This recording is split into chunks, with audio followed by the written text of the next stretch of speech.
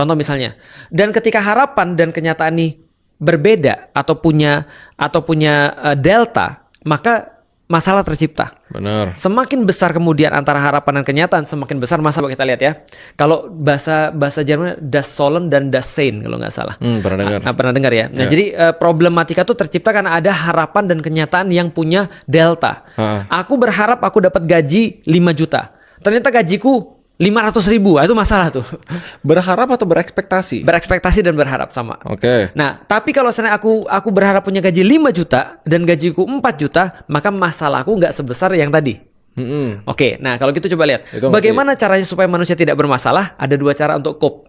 1, mendekatkan harapannya kepada kenyataan. Yang kedua, mendekatkan kenyataannya terhadap harapan. Oke, yang lu maksud dengan takdir yang salah, yang lu bener-bener protes, itu adalah ada orang-orang yang menyangka bahwasanya dia berharap sesuatu dan kenyataannya ada di sini, maka dia bilang ini tetap masalah karena gua nggak bisa apa-apa, padahal dia bisa ke sini. Tapi yang dimaksud dengan Islam, dengan takdir adalah ketika ini kenyataannya nggak bisa diubah, maka lu yang harus kemudian mendekatkan harapannya ke kenyataan. Itu takdir. Oke, sebenarnya gini. Safe to say kalau teorinya kayak gitu, takdir dalam Islam adalah untuk membantu orang, bukan berserah sih kata-katanya sih, untuk membantu orang cope. Bahasa Indonesianya cope itu apa? Mendekatkan hope kepada kenyataan.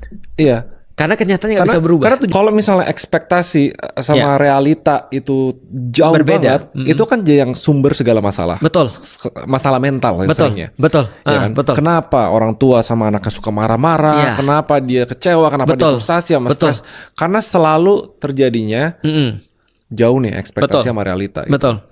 Nah, kadang cara cope-nya adalah realitanya dibawa ke ekspektasi. Ya, atau enggak ekspektasinya diturunin ke realita gitu kan. Takdir adalah ekspektasinya diturunin ke realita.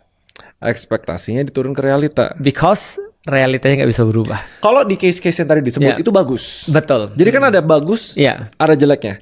Tapi kalau misalnya orang nangkapnya kayak gini, oh Ustadz Felix bilangnya kita turunin ekspektasi ke realita. Ya, dalam perkara-perkara yang realitanya nggak bisa diubah ya. Tapi kalau realitanya bisa diubah, nggak. Gua percaya realita bisa selalu diubah. Given 2, effort usaha sama waktu. Menurut gua. Ini ikhtiarnya nih, ini ikhtiarnya. Tawakalnya berserah gitu. Betul. Contoh nih, kita berekspektasi punya gaji 10 juta. Tapi realitanya sekarang gaji 5 juta. Sepakat, itu realitanya bisa diubah dan harus diubah. Bisa diubah. Ya.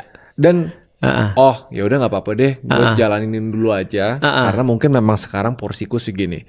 Padahal bisa secara